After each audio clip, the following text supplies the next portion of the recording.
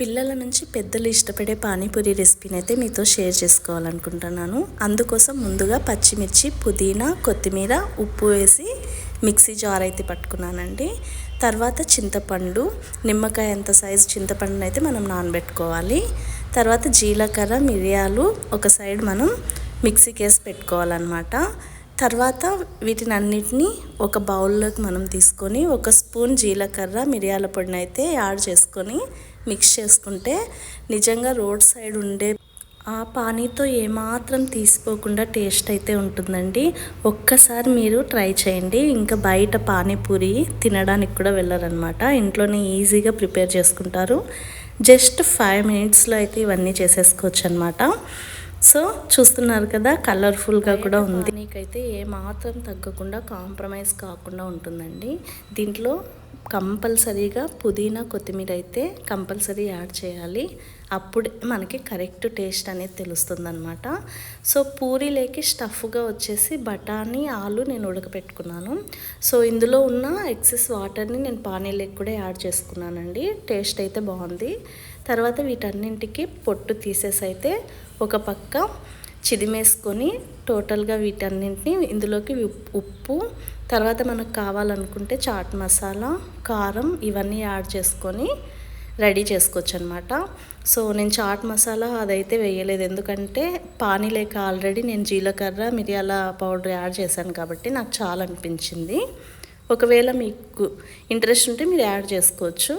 నేను ఓన్లీ ఇందులో ఆనియన్స్, బఠానీ, ఆలు, సాల్ట్ మిక్స్ చేశాను అనమాట. ఇవన్నీ పూరీలోకి యాడ్ చేసుకొని పానీ వేసుకొని తింటుంటే అబ్బా ఆ టేస్టే వేరు, అమోఘం అనమాట. సో తప్పకుండా అయితే ట్రై చేయండి. పిల్లలు ఖచ్చితంగా ఇష్టపడతారు. వావ్ ఇంకొకసారి చేయండి మమ్మీ అని కూడా అడుగుతారనమాట. అంత టేస్టీగా ఉంది. సో బయట జంక్ ఫుడ్స్ అంటారు కాబట్టి మనం వాటి నుంచి కూడా అవాయిడ్ అయ్యి ఇంట్లోనే ఎంచక్కా ఒక 10 మినిట్స్ కేటాయిస్తే ఈజీగా మనమే ఇంట్లో ప్రిపేర్ చేసుకోవచ్చు హెల్తీ ఫుడ్. సో చూస్తున్నారు కదా, నేనైతే స్టఫ్ని ప్రిపేర్ చేసుకున్నాను. ఇందులోకి ఆలు, బఠానీ, ఆనియన్స్, సాల్ట్ మాత్రమే నేను మిక్స్ చేసుకున్నాను అనమాట. ఒకవేళ మీకు కావాలి అనుకుంటే కారం, చాట్ మసాలా అయితే వేసుకోవచ్చు, బట్ నేను వాటిని అయితే తీసేసాను.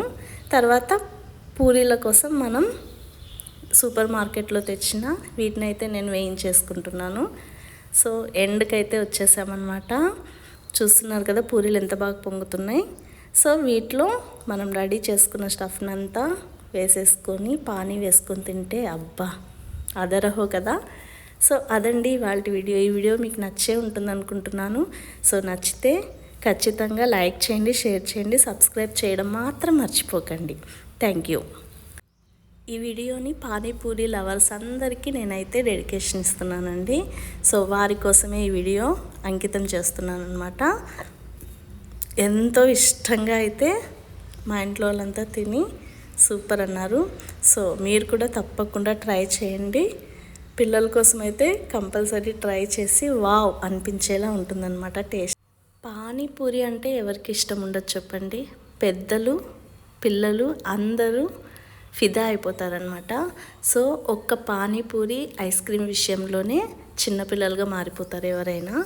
సో అలాంటి బయట మనకు ఏ విధమైన టేస్ట్ దొరుకుతుందో అంతకన్నా 100% ఎక్కువ టేస్టే మనం ప్రిపేర్ చేసుకున్న వాటిలో ఉంటుందండి. తప్పకుండా ఓపిక తెచ్చుకొని ట్రై చేయండి.